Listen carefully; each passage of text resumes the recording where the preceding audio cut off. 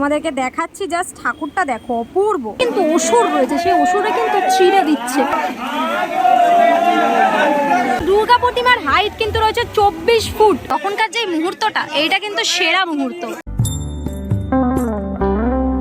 Hello বন্ধুরা, তো কেমন আছো তোমরা সবাই? আমি আজকে চলেছি তোমাদের জন্য আরো একটা নতুন ভিডিও নিয়ে। তোমাদেরকে আজকে নিয়ে যাব বেলঘড়িয়া নতুন পল্লীর ঠাকুর দেখাতে। একটু অবাক লাগলো ঠাকুর দেখাতে। যাব আজকে পদ্মশ্রী সনাতন রুদ্রপালের স্টুডিওতে। সেখান থেকে কিন্তু ঠাকুর আজকে প্যান্ডেলের পথে রওনা দেবে, অর্থাৎ ঠাকুর স্টুডিও থেকে বেরিয়ে কিন্তু যাবে প্যান্ডেলের দিকে। সেই মুহূর্তই আজকে তোমাদের সাথে শেয়ার করব। শ্রী সনাতন রুদ্রপালের স্টুডিওর সামনে দেখতে পাচ্ছ ঠাকুর কিন্তু অলরেডি বাইরে বেরিয়ে গেছে।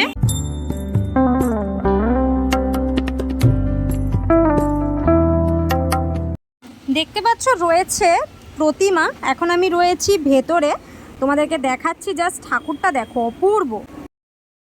এই হচ্ছে ঠাকুর। ঠাকুর কিন্তু অলরেডি স্টুডিও থেকে বাইরে বেরিয়ে গেছে, দেখতে পাচ্ছি। ঠাকুরকে এখন তোলা হচ্ছে। জাস্ট দেখো, বিশাল।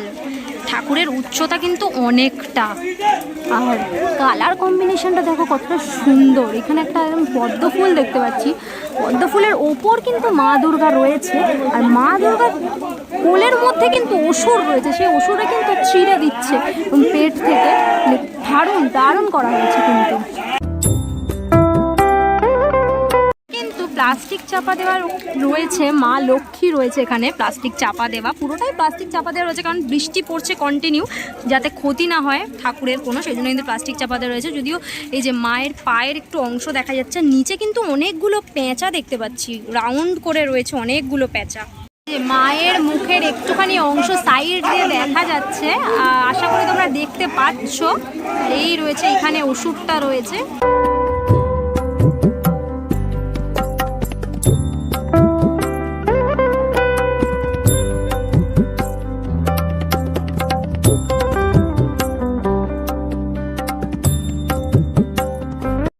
দেখো জাস্ট সামনে দিয়ে একদম দেখাচ্ছি, পুরোটাই প্লাস্টিক র্যাপ করা রয়েছে।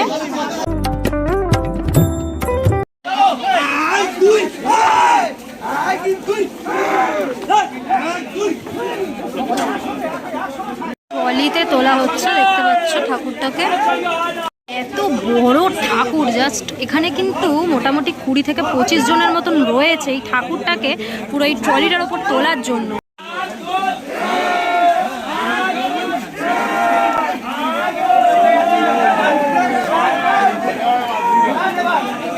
উঠে গেল মা ট্রলিটা, দেখতে পেলে তোমরা সেই মুহূর্ত।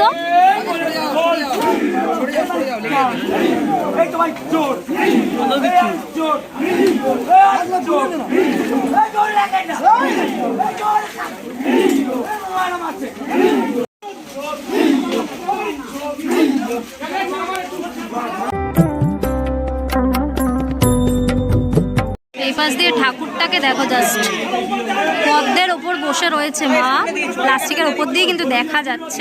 ঠাকুর আসছে ধীরে ধীরে সামনের দিকে, দেখতে পাচ্ছ।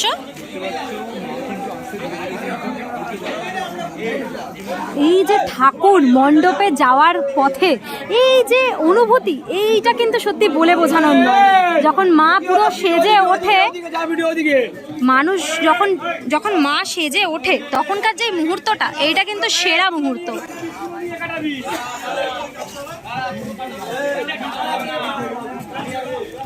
অপূর্ব একটি দৃশ্য, মা চলেছে প্যান্ডেলের পথে।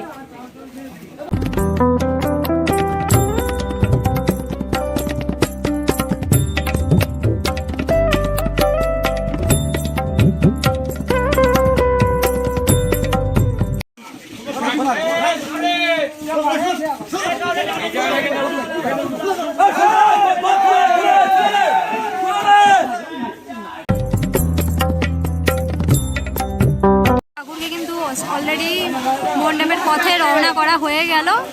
এবার মা যাচ্ছে মণ্ডপের দিকে।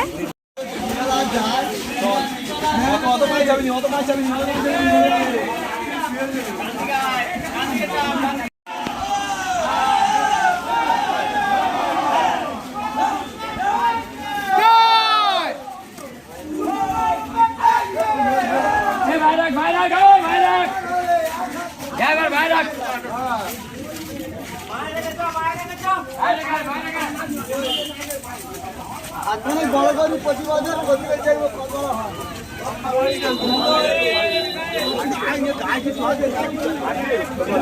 এগিয়ে যাচ্ছে মা সামনের দিকে, দেখতে পাচ্ছ তোমরা।